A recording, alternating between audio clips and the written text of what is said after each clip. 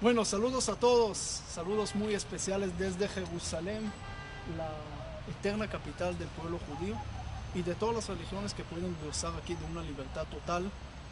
Y estamos en una fecha muy importante, en la víspera de Tu Bishvat. Ahorita estamos empezando la fiesta de los árboles y no puedo no comenzar con una historia pequeña que tiene que ver con la idea que lo quiero compartir a ustedes con mucho cariño en esa página que se llama Judíos, pero transmite luz a todo el mundo, sea lo que sea, cada uno con su creencia. Gracias. Siempre hay mensajes que podemos aplicar y luz que podemos iluminar y eliminar las guerras y los problemas en el mundo a través de propósitos que tenemos en común. Resulta que en 1923, en la ciudad de Tel Aviv, estamos hablando de una época antes que nací yo, una época la ciudad está abandonada totalmente y reciben una noticia que va a visitar el ministro de Colonias británico Winston Churchill, va a visitar Tel Aviv 1923. Bueno, ¿dónde lo van a recibir? Preguntan y el alcalde Meir Dizengoff, el primer alcalde de Tel Aviv, decide recibirlo en la avenida principal, pero en ese momento no hay árboles, no hay nada en Tel Aviv, está una ciudad sin nada. Entonces dice, ¿cómo lo vamos a recibir en ese lugar tan vacío? Y al final deciden arrancar los árboles que están alrededor y plantarlo de una forma temporal en la avenida principal y así se va a ver bonito. Y así hicieron. Pero cuando llega el ministro, la gente llega, se acercan y empiezan a mover y los árboles empiezan a caer. Entonces el ministro Winston Churchill entiende lo que hicieron y le dice al alcalde, Meir, tienes que saber, en este mundo nada dura si no tiene raíces. Y eso es lo que tenemos que agarrar de esa fiesta de los árboles. Dice que es el año nuevo de los árboles, entonces que festejan los árboles, ¿no? Pero dice la Torah que el humano es el árbol del campo. Nosotros somos el árbol. Primero porque tenemos raíces, que es nuestra historia. No se ve, ya se fueron los antepasados, pero están abajo y nos dan fuerza. Sin raíces no hay nada. Tenemos el tronco, que es el presente, que somos nosotros. Pero un árbol que tiene pasado, tiene presente, pero no va a dar frutas, no va a tener futuro. Entonces, ¿para qué? Entonces, el humano tiene siempre presente las tres cosas. El pasado, el presente y el futuro. Si olvida una de esas cosas, se acabó. Por eso somos los árboles y por eso esa fiesta de hoy es tan importante para cada uno. En cualquier lugar del mundo debe saber eso. Y quiero seguir dándole una historia que yo lo viví hace 2 semanas, un poco menos de 2 semanas, una historia totalmente verídica y pueden ver también en mi página una foto que muestra y comprueba esa historia interesante que me pasó, pero van a entender que el mensaje es mucho más allá de lo que piensan. Resulta que estamos en Guatemala y bueno, mi hija estaba más tiempo de lo que podía estar y hay que pagar una multa. Por cada día hay que pagar como 15 quetzales en Guatemala y por casi 2 años son una suma muy grande. Yo voy con la migración y trato de ver qué se puede hacer, pero otra vez según la ley, y no se podía hacer nada. Tenía que pagar esto, estuve con el director de la migración y con todo y vimos, bueno, hay que pagar. Entonces él ya hizo el cálculo, vio, vamos abajo para pagar y de repente en la computadora me dice, mira, no está registrada la entrada de ella. ¿Cómo así? No está registrada, el sello no está. Bueno, al final había que pagar multa por esta cosa, pero eran 400 quetzales nada más y podíamos salir. Y cuando hablo con el director me dice, mira, es un milagro, Dios borró el sello. Yo estaba ahí el sello y de repente cómo se salió esta cosa. Ese es un milagro. Entonces dije, mira, no es que Dios borró el sello, pero desde el principio, desde antes que llegamos, ya tiene calculado todas esas cosas pequeñas. ¿Y por qué le cuento esto? Porque hace 3 semanas leímos en Egipto que estaban las plagas de Egipto y en la plaga de los piojos dice que los magos de Egipto no podían hacerlo. Y todos dicen, ¿por qué no lo podían hacer? Dice, porque era una criatura tan pequeña que ahí no lo podían hacer. Y ahí dijeron, esa es la mano de Dios, cuando llega la plaga de los piojos. ¿Cuál es el mensaje de esto? Para mí el mensaje que antes siempre pensaron que Dios, de todas las teologías de las otras religiones del mundo antiguo, que Dios es el grande, Los imperios grandes, ellos son los conectados con Dios. Mientras sos más grande, arquitectura, tecnología, mientras más cosas tienes, entonces estás más conectado con Dios, porque Dios es de los grandes. Llega el judaísmo y dice, no, Dios, su grandeza es también que puede bajar hasta la última criatura, hasta también el piojo. Una criatura tan pequeña también tiene el control de Dios. Dios no es nada más de los grandes, Dios también es de los pequeños. Dios dice que eligió al pueblo de Israel no porque eran grandes, sino porque eran pequeños, porque eran los rechazados, porque no eran los primogénitos, eran el hijo débil, el hijo pequeño, el hijo menor. Sin embargo, no olvidó los hijos grandes, no olvidó a Ismael, no olvidó a Esaú, no olvidó a ninguno. Le dio bendiciones a todos, pero también recibe a los rechazados y dice, Dios también de los más pequeños, también acepta a los más pequeños. Hay una historia increíble sobre un rey del pueblo de Israel que era súper idólatra. En toda la vida, idolatría por todos lados. Cuando llega el rey de Ashur para matarlo, él empieza a rezar a todos sus ídolos y nadie le contesta. Hasta que recuerda que hay un Dios y le dice, Dios, ¿sabe qué? Si me salvas, está bien. Pero si no, sos como todos de aquí. Dice que Dios lo salvó. ¿Cuál era el punto? Y él dijo una cosa muy interesante. Él dijo, Dios, si no me puedes salvar porque soy un pecador muy grande, quiere decir que sos también limitados como todos ellos. Pero ese muestra que me recibes, que no sos limitado, incluso al peor pecador del mundo también lo puedes aceptar. Ese es el mensaje más grande de la salida de Egipto. Cuando llega el Kuzari, el rey de Kuzar, y le pregunta al musulmán o al católico, y le pregunta, ¿quién es tu Dios? Y ellos, ¿qué contestan? Nuestro Dios es el Dios que creó el cielo y la tierra. ¿Qué contesta el judío? Nuestro Dios es el Dios que nos sacó de Egipto. ¿Qué quiere decir esto? El Dios no es nada más lo que creó el mundo, que es también grandeza. Nuestro Dios es también el Dios que se encarga de los detalles más pequeños del mundo. Las cosas más pequeñas también ahí está Dios. Es el mensaje más grande que podemos aplicar para nuestra vida. A veces podemos pensar que ser grandes es enfocar en nosotros y en las cosas grandes, pero en realidad el judaísmo nos enseña otra cosa. ¿Quieres ser grande? Enfócate de los detalles más pequeños del mundo. Cuando Dios creó el mundo, Dios creó el humano, y de repente alguien me dice, mira, si Dios es tan grande, ¿por qué le va a importar si el Adán come del árbol o no come del árbol? Si comió la manzana o no comió la manzana, ¿qué importa? Pero resulta que Dios nos muestra que le importa hasta el detalle más pequeño, porque las cosas grandes se construyen nada más a través de detalles pequeños. Me acuerdo que había una persona aquí en la gasolina en Israel, cuesta mucho, por eso dice que el Mesías va a venir con un burro por el precio de la gasolina, pero llega con la gasolina y le dice, ¿cuánto cuesta una gota de gasolina? Le dice, mira, una gota de gasolina es gratis. Dijo, entonces lléname todo de muchas gotas, dame muchas gotas. Pero en realidad la vida así funciona. Si queremos cosas grandes de una vez y queremos enfocar nada más en las cosas grandes, vamos a fracasar, porque no vamos a dar el pensamiento de las cosas pequeñas. Cuando Dios llega con el pueblo de Israel y le dice, yo soy tu Dios, no dice yo soy tu Dios que hice el cielo y la tierra, dice yo soy tu Dios que te saqué de Egipto, yo soy el Dios que te acompaña en cualquier momento, en cualquier lugar donde estás y también donde no estás, donde te alejas y donde te acercas, siempre estoy contigo, incluso cuando pecas, cuando caes. Siempre digo, el judaísmo no es una religión de perfectos, es una religión también de gente que pueden caer, pero se levantan otra vez. Regresando con el faraón y Moisés, cuando Moisés llega con el faraón y faraón le pregunta, ¿quién es tu Dios? Y Moisés agarra el bastón, lo vuelve serpiente y lo devuelve otra vez en la mano. Dice, espérate, ¿ese es tu Dios? ¿Qué quiere decir esto? Trae a todos los niños y hacen lo mismo. Pero Moisés hace algo que los otros niños no pueden hacer. Devuelve a ese serpiente otra vez a hacer bastón. Y le quiere enseñar a faraón y le dice, mira, Pablo, mi Dios me enseña que el humano es como el árbol, es como el bastón, recto. Dios lo hizo así, recto. Pero a veces empieza a torcerse como una serpiente y empieza a hacer sus vueltas, sus cuentas, sus trampas y sus cosas. Y se cae, y todos pueden caer. Pero el punto es cómo levantar otra vez. Mi Dios no me enseña cómo no caer, mi Dios me enseña cómo levantar de mi caída. Ese es el Dios de las cosas pequeñas. Ese es el Dios que me enseña incluso las cosas más pequeñas del mundo, también que tenemos que enfocar, que tenemos que hacer. Uno me pregunta, mira, Dios es tan grande, ¿yo cómo puedo hacer para acercar con Él? Entonces hay gente que piensa que nada más si uno tiene una barba blanca de 2 kilómetros y nada más ahí puede acercar con Dios y se estudia todo el día. Resulta que Dios está también en las personas más pequeñas. En las cosas más pequeñas también Dios ahí está. Y siempre digo, nosotros creemos en Dios, es una obligación. Pero Dios cree en nosotros y esa es una responsabilidad mucho más grande de lo que pensamos. Acuérdense cuando Abraham está buscando a Dios y dice, no sabe dónde está Dios. y de repente Dios le aparece de un palacio que está con un incendio y le dice: yo soy el dueño de ese palacio. Pero Dios no apaga el incendio. Dios le dice a Abraham: tú debes de apagarlo.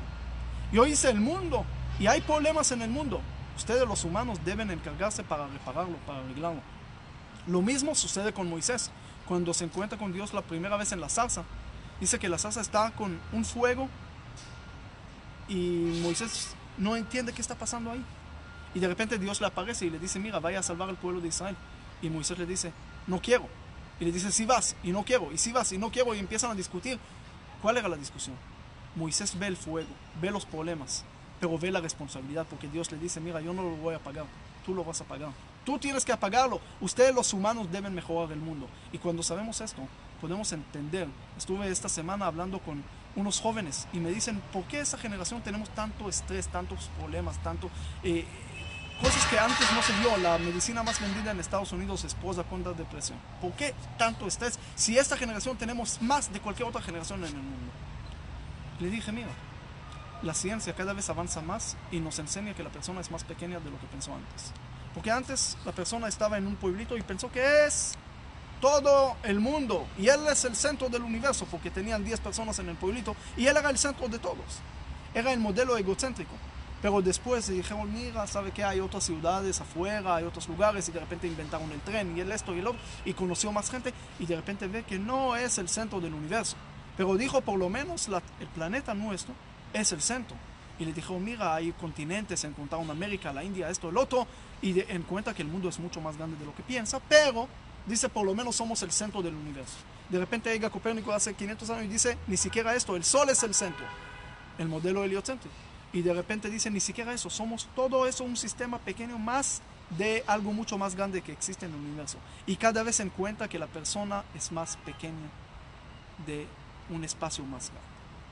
Pero no nada más eso, la persona dice: por lo menos estoy aquí, el tiempo mío es el centro. Y de repente encuentra a los científicos billones de años y se empieza a enloquecer. Dice: soy nada del espacio y nada del tiempo. Dice: por lo menos yo decido qué pasa en el mundo. Y de repente llegan Marx y dice: no, mira, el mundo y la historia se dirige a través de intereses económicos que ni siquiera conocemos. Y uno dice: por lo menos soy dueño de mi persona. Llega Freud y le dice: mira, ni siquiera esto, porque tenemos unos impulsos que no conocemos y actuamos de acuerdo a otras cosas que no sabemos. Y dice: por lo menos soy especial. Y de repente llega Darwin y dice: sos parte del mundo. Así que cada vez que la ciencia avanza más, la persona encuentra más vacío y que es menos necesario para el mundo. Esa distancia, ese vacío genera estrés. Lo que dije hoy y lo que la religión dijo siempre es llenar esa falta. Decir: mira, estás aquí porque Dios te eligió. Hoy le voy a dar una noticia. Es mi cumpleaños hebreo. Y el cumpleaños no mío nada más, sino de todos, es el día que Dios decidió que el mundo no puede seguir sin ti. ¿Qué quiere decir esto?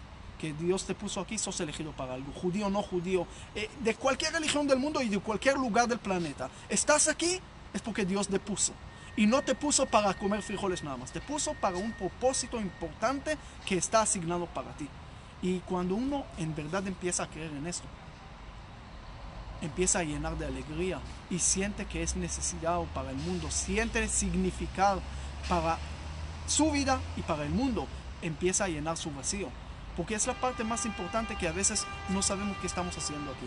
Pero cuando estamos hablando del árbol del campo, estamos hablando de la fiesta de los árboles, es la fiesta de nosotros. Cada uno de nosotros es un árbol. Cada uno vuelve a este mundo mejor, a este mundo más bonito. Y eso es lo que debemos de hacer. Eso es lo que debemos de aspirar de hacer. Y si lo vamos a hacer bien, si lo vamos a lograr hacer de una forma buena, entonces podemos llegar cada vez a este mundo mejor. ¿Por qué? El mundo es como un rompecabezas. Cada uno es otra parte, cada uno tiene otro pedazo y es diferente al otro y no hay que mezclarlo, pero al final se junta y se vuelve una parte. Siempre digo un mensaje interesante y con eso terminamos, que el mundo es como la música y Jacob, cuando sus hijos bajan a Egipto, le dice: agárrense de la música de la tierra. Es un versículo que nadie entiende, pero en realidad tiene una explicación, porque la música está construida de 7 notas diferentes. Cada nota es otra cosa. Do, re, mi, fa, sol, así, tiene otra cosa. Pero si nosotros queremos hacer igualdad, somos bonitos y queremos hacer igualdad de notas a todo el mundo, ¿qué va a hacer? nunca va a salir una melodía. Si todo el tiempo le voy a mostrar nada más y van a escuchar nada más la primera nota, do, do, do, do, se va a apagar esa transición y nadie me va a escuchar, porque es aburrido, porque no es una melodía. La melodía se forma únicamente nada más cuando hay diferencias de notas. Y cuando sabemos juntar, sale una melodía. El mundo es lo mismo. Somos notas diferentes. Cuando lo vamos a saber juntar, va a salir una melodía muy linda. Pero cuando vamos a separar cada uno por su lado, por otro lado y esto, el otro, nunca vamos a juntar, nunca vamos a hacer una melodía bonita. Tenemos que saber, el mundo pasó miles de años con guerras y con problemas. Había nada más 29 años, según algunos historiadores, sin guerras. En toda la historia escrita. ¿Por qué? Porque siempre estamos discutiendo de detalles pequeños, de creencia esto, de creencia el otro, y siempre estamos viendo nada más las diferencias cuando tenemos un espacio mucho más grande en común que Dios nos asignó desde el principio del universo. Desde el principio dijo, yo empecé la creación con un solo humano, para decirte, no sos mejor del otro, no sos más elegido del otro. Cada uno en su lugar y en su propósito es lo mejor. Y así tiene que saber, porque todos venimos del mismo origen, del mismo lugar. ¿Para qué vamos a discutir tanto? Tenemos un espacio de mejorar el mundo, de apagar el incendio. Dice que cuando Jacob ve a los pastores alrededor del pozo del agua, entonces le dice, ¿por qué ustedes no agarran del agua? Y ellos le dicen, hay una piedra muy grande y no lo podemos sacar. Pues sáquenlo, no se puede, es muy difícil de sacarla, pero cuando vamos a juntar todos, vamos a poder sacarla y sacar el agua. ¿Qué quiere decir esto? Dice, cuando vamos a juntar todos los diferentes, vamos a poder sacar las molestias, las piedras que nos molestan, y ahí vamos a poder sacarlo, sacar el agua, tomar y apagar los incendios. Ese es el mundo. A través de la unión podemos llegar a tener algo muy bueno. Nosotros ahorita estamos en el lugar más sagrado, estamos en Jerusalén, la eterna capital de Israel, pero quiero que sepan algo. Cada uno de cualquier religión, de cualquier lugar del mundo, siente aquí algo especial. Yo estuve aquí con mucha gente que no eran judíos y siempre me dijeron, sentimos algo especial. ¿Qué? ¿Por qué? Me preguntan, ¿por qué? Y le dije, es muy sencillo. Porque según la tradición, Dios creó aquí al primer humano. Aquí, de esta tierra, de este lugar, de donde está después del cótel el lugar más sagrado de todas las épocas, y ahí empezó la creación de la humanidad, de todas las personas, de todas las creencias. De aquí comenzó todo. Aquí es el origen de todo. No es la capital eterna nada más de Israel, es de todo el mundo. Y eso es lo que tenemos que saber. Ese es un lugar sagrado, pero también aparte de sagrado es un lugar que es el comienzo nuestro. Es un lugar que muestra el comienzo del mundo, el comienzo humanitario que debemos de aplicar todos los humanos juntos. Dejar de pelear. Le dije, mira, si vamos un metro para allá, unos metros para allá, nadie discute. Aquí todo el mundo quiere. ¿Por qué tanto? Porque todos sienten esa conexión. Pero debemos de aprender. Y eso es lo que le dije a una persona que me dijo, ¿y por qué ustedes hacen calles de Jerusalén, Guatemala, en Salvador, en esos lugares? Jerusalén no es de los judíos y las Naciones Unidas. Le dije, Señor, gracias por tus palabras, pero te quiero enseñar algo. Si nosotros vamos aquí, vamos a vivir, a ver que incluso árabes, cristianos, judíos, budistas, en cualquier religión pueden caminar aquí tranquilo, pueden aplicar. Vas al muro de los lamentos, dice que el novio lleva a la novia aquí antes de casarse. Hay costumbre de llevar a la novia al muro de los lamentos antes de casar. Alguien me preguntó por qué, le dije para que se aprenda y acostumbre a hablar con la pared. Pero aparte de eso también es un lugar que muestra que hay un propósito grande en nosotros, que va más allá de la religión, más allá de la política, más allá de cualquier otra diferencia. Estamos juntos. Y esa es una cosa mucho más grande de la cosa pequeña que podemos discutir. Cuando uno sabe que tiene un premio de $20 millones que está esperando al otro lado de la calle, ¿va a discutir aquí con un amigo sobre $5? No, lo va a dejar $10 y va a ganar el premio grande. Eso es lo que tenemos que saber. Dejar de pelear todo el tiempo por los centavos y agarrar el premio grande. Ese es Jerusalén. Jerusalén es en hebreo, como dice el versículo del rey David, dice que Ir Shechubra la Yahdav, la ciudad donde se juntan y se unen. Porque aquí tenemos que agarrar el mensaje de la unión. El pueblo de Israel estaba 2000 años lejos de ese lugar. Este lugar siempre era como un sueño nada más. Pero ese lugar se volvió una realidad, pero no nada más una realidad para el pueblo judío. Se volvió una realidad para todas las religiones, porque el único lugar del Medio Oriente que el número de los cristianos sube es aquí. El único lugar que los árabes tienen todos los derechos es aquí. Más de cualquier otro. Hay 300 millones de árabes en Medio Oriente. Pero los únicos que tienen todos los derechos, pueden ser parlamentarios, pueden ser jueces, pueden médicos, en cualquier lugar en Jerusalén, es aquí. quiere decir que el interés común de todas las religiones es que aquí tenga el gobierno de Israel que permite el derecho de todos. Y aparte de eso, 667 veces se menciona eso en la Biblia. Hace más de 2887 años el rey David lo volvió su capital. Y ese aparece en la Biblia, aparece 120 en el Nuevo Testamento y el canon católico, 0 veces en el Corán, pero 3 veces aparece en el Corán que la tierra de Israel es de los judíos. 64 veces aparece la palabra de los pueblos de Israel, ni una vez el pueblo palestino. Pero sin embargo, tienen aquí todos los derechos. Por eso le dije a un amigo árabe, mira, tú en tu mezquita en viernes, reza por el bien de Jerusalén. No nada más porque dijo David, pedir por la paz de Jerusalén, sean prosperados los que te aman, sino por ti, por tu bien, por el bien de tu familia. Cuando está aquí el gobierno de Israel, protege tus derechos. Eso es lo que tenemos que saber. Estamos aquí no para separar el mundo, para unir al mundo, para darle esa visión al mundo, que juntos podemos hacer mucho más. Juntos podemos hacer este mundo mucho más bonito. Y este lugar que está combinado de la parte nueva y la parte vieja. Hay piedras viejas, antiguas, de hace miles de años, pero hay también piedras nuevas. Es una combinación de la parte del pasado, de la parte del presente, y también esa visión es de la parte del futuro. Si logramos a combinar, como empecé antes, del árbol, y no nada más del árbol, de esa piedra, vamos a entender ese mensaje tan bonito. Eso es lo que el rey David dijo en sus salmos. La piedra que rechazaron los constructores se volvió la piedra angular del templo. Dijo, había una piedra que dijeron que no funciona y lo querían echar, pero de repente dijeron, cuando llegaron a construir el santo santuario, el lugar más sagrado, dijeron, esa piedra va aquí.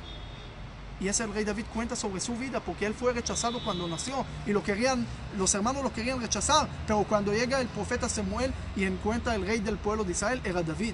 Dice David, yo fui piedra, molestia para mi familia, pero volví una piedra angular del pueblo de Israel porque mi hijo construyó el templo. El pueblo de Israel fue rechazado 2000 años, piedra para molestia para todas las naciones. Hoy en día se volvió piedra angular, hoy en día se volvió, de aquí salen la tecnología, ayuda para todo el mundo. Luz a las naciones, pero también luz a las naciones no quiere decir dar a los demás también. Es iluminar para que cada nación vea su propósito, para que cada nación vea que también Dios lo puso aquí en este mundo para hacer algo y para poder llevar a este mundo mejor. Empezamos con la idea de la música y terminamos con la canción de Jerusalén, porque ustedes cuando están en la casa pueden cantar conmigo nada más esta parte de Jerusalén, porque es una cosa tan linda que no podemos sin terminar y sellar con esa canción de Jerusalén.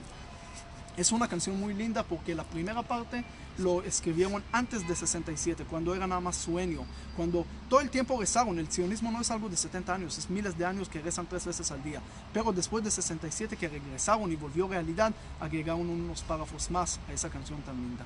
Y esa canción, yo no soy cantor, pero vamos a cantar del alma, y los cantores que están ahí, entonces que canten mejor en la casa. La canción es así, pueden verla en internet, se llama Jerusalén de Oro.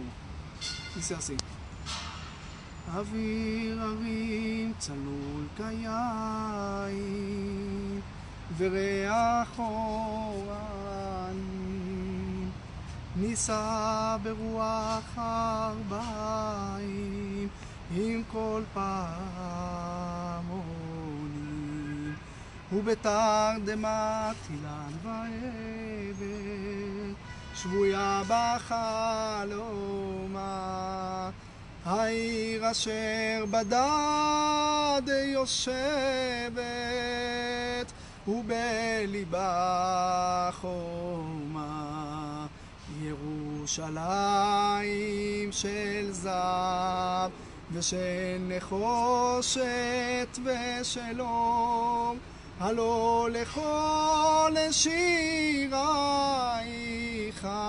ניקינו Jerusalén, Jerusalén, de oro plata llena de luz, a todas tus canciones yo soy violín. Tu nombre quemará mis labios de un beso angelical. Si olvidaré Jerusalén de oro espiritual. Y en las cuevas de las montañas estamos aquí estudiando en la víspera de tu Bishvat, hablando de la visión. Yerushalayim shel zav, ושל נחושת ושלום, הלא לכל שירייך ניקינו. Feliz tu Bishvat. Muchas gracias, saludos a todos, que Dios los bendiga y que siempre lleven esa visión grande, las cosas grandes al final. Si pensamos también de los detalles más pequeños, Dios nos va a ayudar y nos va a cumplir el sueño y se va a volver realidad. A veces hay que tener paciencia, pero al final siempre se va a cumplir.